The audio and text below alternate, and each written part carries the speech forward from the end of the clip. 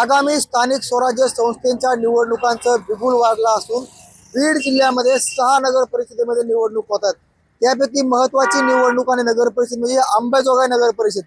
नक्कीच या नगर परिषदेमध्ये राजकारण कसं आहे, इथलं स्थानिक राजकारण कसं आहे, नक्कीच नगर परिषदेचा विकास झालाय का, नागरिकांच्या मूलभूत सुविधा नागरिकांना मिळाल्यात का, इथल्या लोकांच्या काय प्रतिक्रिया, विशेषतः पाहायला गेलं तर स्थानिक आमदार नमिता मुंदडा आणि विशेष पाहायला गेलं तर त्याच्या विरुद्ध राजकिशोर मोदी अशी इथली निवडणूक पाहायला मिळणार आहे। माझ्यासोबत इथले काही मतदार राज आहेत, त्यांच्यासोबत संवाद साधण्याचा प्रयत्न करणार आहे। अनेक काळानंतर निवडणुका होतात नगर परिषदेच्या, जनतेचे इथले प्रश्न काय आहेत, प्रश्न सुटलेत का, आणि इथलं राजकारण कसं आहे? आता 30 वर्षाला राजकिशोर बाबा मोदी नगराध्यक्ष अंबाजोगाई राजकारण त्यांच्यापाशी मोदीची हवा आहे। त्यांनी काम केलेत। 8-9 वर्षाला इलेक्शन नाही, प्रशासक होते। आता या नगर परिषदेच्या या निवडणुका लागलेल्या आहेत। पाण्याचा प्रश्न मिटत आलेला आहे। काही कामं राहिले आहेत ते होऊन जाते संपूर्ण। गावाचे क्षेत्रफळ वाढलेले। आधी गाव लहान होतं, 10 वर्षामध्ये अजून गाव थोडं मोठं झालं। त्या ठिकाणी निवडून आल्यानंतर अध्यक्ष झाले बाबा शेखर। आणखी रोड नाल्या होत्या। मुंदडाचं वातावरण कसं आहे? मुंदडा कुटुंबियांचं मुंदळाला विधानसभेसाठी लोक लाईक करतात, नगरपालिकेमध्ये मुंदळा घराण्याला लाईक करत नाही।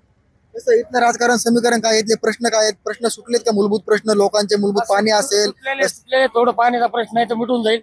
गावाची संख्या जास्त असल्यामुळे पाणी थोडं कमी येतं, होऊन जाईल। कारण 9 वर्षाला येतं इलेक्शन नाही, आता इलेक्शन लागले। तो जो अध्यक्ष होईल ते मोदी अध्यक्ष। राजकिशोर मोदीच का बरं तुम्हाला वाटतात?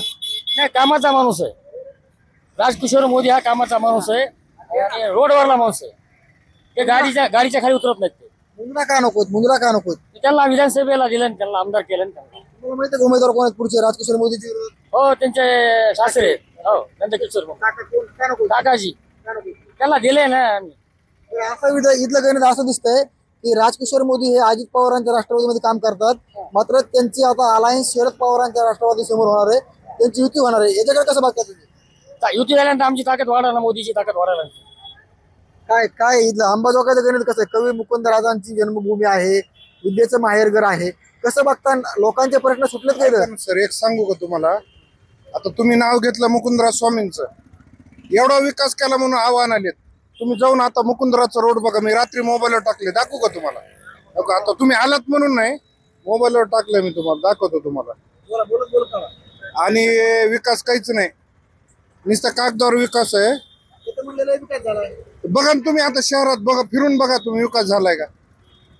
बघा इकडे, बघा बाजूलाच बघा विकास किती झालाय। ते कसं आहे माहितीये का, विकास जर केला असता तर विधानसभेला 5-6 हजारांना मायनस नसते राहिले। आता 7-8-10 महिन्याखालचीच गोष्ट आहे, बरोबर आहे का? कोण केला विकास? आता जे म्हणाले ते बघा तुम्ही, फिरून केलाय का विकास? हो का? नगराध्यक्ष गावचा किती बजेट येत आहे नगराध्यक्षाला, आणि आमदाराला किती बजेट येत आहे, खासदाराला किती बजेट येत आहे, हे सगळे जनतेला माहित आहे। अंबाजोगाईच्या हिशोबाने जे बजेट येत आहे त्या हिशोबात त्यांचे काम करते ते। आमदाराचं बजेट आतापर्यंत 25 वर्ष झालं त्यांचं राजकारण आहे। 25 वर्षात अंबाजोगाईला काय दिलं मला सांगा? कुठलं बजेट? बाबा कुठले कोकरी काय शेतकऱ्यांना काय मिळतंय का इथं? काय मिळायला? काय शेतकऱ्यांना हमी भाव असेल, सरकारची मदत काहीच असेल? नाही, काहीच नाही। काय होईल येणाऱ्या निवडणुकीमध्ये? काय होईल? आता लोक पलटतील, काय व्हायचं? कोणाच्या विरोधात राहतील? सरकारच्या विरोधात जाणार नाही। काय सत्ता पलट होईल? हा, होणार। काय शेतकऱ्यांना काय हमी भाव वगैरे काय मिळतो का? कुठला हमी भाव? नुसता डिक्लेअर आहे, घ्यायला द्यायला काय बाजारामध्ये आर देणं चालू आहे। काय भाजप काय जिल्ह्यामध्ये वातावरण कोणा चांगलं आहे? बीडमध्ये सगळा जिल्हा अंबाजोगाई असेल तर उत्तर काय असतील? भाजपच्या विरोधातच जाणार आहे। भाजप बरोबर का बरं? का बरं? काही दिलंच नाही लोकांना। 17,000 रुपये काहीच नाही। 17,000 रुपये म्हणजे 17,000 रुपये दिले म्हणजे कुठले 17 दिलेत? कशाचे? कोणाला दिले 17? नुसते म्हणायचे 17 आहेत, घेणं ना देणं। माझ्यासोबत आणखी काय तुम्हाला कंटिन्यू करतो? कारण सर बघा, हे तुम्ही आलात म्हणून नाही सर, बघा बोलत टाको काय दिसतं का आम्हाला? आहे का रोड? तुम्ही ज्यांचं नाव घेतलं स्वामी मुकुंदराज स्वामींचं, रेणुका मातेचं, बघा रोड जाऊन माणसाला नीट चालता येत नाही। चालता येतं बघा, हे मी रात्री बातमी टाकली आहे बघा, हे आहे का बातमी? बघा काय तुम्हाला काय म्हणायचं सांगा? काही नाही, इथं फक्त राजकिशोर मोदी साहेब अंबेजोगाई शहरामध्ये. का बरं एवढं वातावरण काय आहे? इथं गुंडेशाही नाही, दादागिरी नाही. जेवढं बजेट येत आहे, जेवढं आणते तेवढं काम करते सगळ्याला. बघा ना, आता सगळ्याला माहित आहे गुंडेगिरी कोण करतंय, काय करतंय, सगळ्या जनतेला माहित आहे. सर 25 वर्ष 30 वर्ष झालं लोक इथले राजकिशोर मोदीला मतदान करतात. का करतात? ते काम बी करतात, सगळ्याला सांभाळून घेतात. दादागिरी नाही, सर्व जाती धर्माला सगळं एकत्र घेऊन काम करतात. असं दादागिरी सारखं नाही, हे समाज वेगळा ते समाज वेगळा. त्यांच्या सगळ्या संस्था आहेत, बँक आहेत. पीपल्स बँक आज 17 18 19 शाखा आहेत, शाळा आहेत, कॉलेजेस आहेत, CBSE कॉलेजेस आहेत, सगळ्या संस्था आहेत त्यांच्या. जो विकास हो रहा उसको मतदान करें. विकास झाला नाही इथे. झाला, भरपूर झाला विकास. तुम्ही केला विकास? चांगले, हा चांगले पार्ट्याने केले. कोण कोण बाजी कोण मारे मिली? हाँ बाजी का हम नहीं बोल सकते ना अभी. क्या माहौल क्या है इधर का? माहौल क्या है? माहौल क्या है इधर का माहौल? अभी हमको उसके बारे में कुछ इतने मालूमात नहीं. खाली विकास करून द्या. हाँ